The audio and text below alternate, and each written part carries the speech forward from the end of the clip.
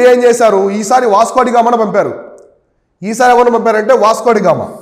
భారతీయ దియాస్ తర్వాత మళ్ళీ వచ్చినటువంటి బృందం ఎవరంటే దానికి నాయకత్వం వహించింది వాస్కో డ గామా. ఈసారి వాస్కో డ గామా బయలుదేరాడు. వాస్కో డి గామా కూడా సేమ్ ఇలానే పోర్చుగల్ నుంచి ఇలానే వచ్చాడు, ఇలానే గుడ్ హోప్ దగ్గరికి వచ్చాడు. ఆయనకి అర్థం కాలేదు. తర్వాత అక్కడికి వచ్చిన తర్వాత వాస్కో డి గామాకు కూడా అర్థం కాలేదు, ఇక్కడి నుంచి మనం ఎలా వెళ్ళాలి, భారతదేశానికి ఎలా వెళ్ళాలి అర్థం కాలేదు. అయితే ఆయనకి ఒక లక్ అనమాట, ఆయనకు అదృష్టం అనుకోవచ్చు. ఆయన అక్కడికి వెళ్ళిన తర్వాత ఆయన ఒక వ్యక్తి పరిచయం అయ్యాడు, ఒక వ్యాపారి. ఆయన గుజరాత్ వ్యాపారి, మన భారతదేశానికి సంబంధించినటువంటి గుజరాత్ వ్యాపారి అనమాట.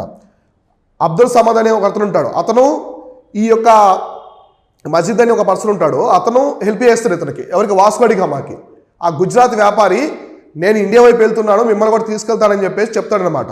దీంతో వాస్కో డి గామాకి ఇంకా ధైర్యం వస్తుంది. కాబట్టి వాస్కో డి గామా అతను అనుసరించి బయలుదేరుతాడు.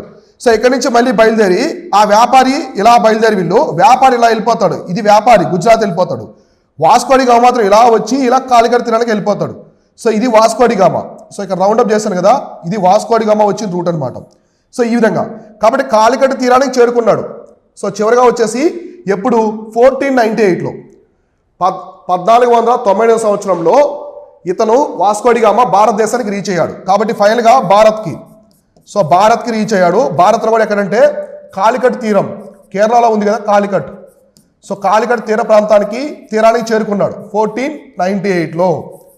సో దీంతో మొట్టమొదటిసారిగా యూరోపియన్లు మన భారతదేశానికి సముద్ర మార్గాన్ని కనిపెట్టారు. భారతదేశానికి కనిపెట్టలేదు, భారతదేశం కొన్ని వేల సంవత్సరాల నుంచి ఉంది. సింధు నాగరికత, మనకు మహాభారతం, వేదిక టైం ఎప్పటి నుంచో ఉంది భారతదేశం. కానీ యూరోపియన్లు ఏం చేశారంటే వాస్కో డి గామా భారతదేశానికి సముద్ర మార్గాన్ని కనిపెట్టాడు. మరి సముద్ర మార్గం ఇంతకుముందు మన వాళ్ళు సుమేరియాతో, అరేబియాతో వ్యాపారం చేశారు సముద్ర మార్గం ద్వారా. కానీ ఈ విధంగా యూరోప్కి తెలియదు, యూరోప్కి సముద్ర మార్గం తెలియదు అనమాట. అప్పట్లో గ్రీకులు, అలెగ్జాండర్ అంతా ల్యాండ్ రూట్ వచ్చేవాళ్ళు, ల్యాండ్ రూట్ ద్వారా వచ్చేవాళ్ళు అనమాట. అర్థమైందా? కాబట్టి ఈ విధంగా మొట్టమొదటిసారిగా వాస్కో డి గామా 1490 సంవత్సరంలో యూరోప్ నుంచి భారతదేశానికి సముద్ర మార్గాన్ని కనిపెట్టాడు. కాబట్టి మొట్టమొదటిసారిగా మన భారతదేశానికి వచ్చిన యూరోపియన్లు ఎవరంటే పోర్చుగీస్ వారని చెప్పేసి మనకు అర్థమైంది. కాబట్టి అర్థమైంది కదా ఇంత స్టోరీ అంతా కూడా. వీళ్ళంతా ఎందుకు వచ్చారు? స్పైసెస్, సుగంధ ద్రవ్యాల కోసం. ఎందుకంటే చలికాలంలో వాళ్ళని కాపాడేది అవే అనమాట. అందుకోసం వీళ్ళు అవి అక్కడ పండవు, యూరోప్లో పండవు, విపరీతమైన డిమాండ్. ఇప్పుడు